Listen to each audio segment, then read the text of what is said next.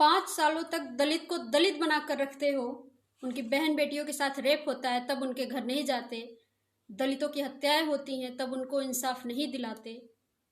और जब चुनाव आता है तो दलितों के घर बैठकर खाना खाते हो, दलितों के पांव धोकर पीते हो, तब दलित दलित नहीं हिंदू हो जाता है। सच बताना, ये दोगलापन कहाँ से लाते हो?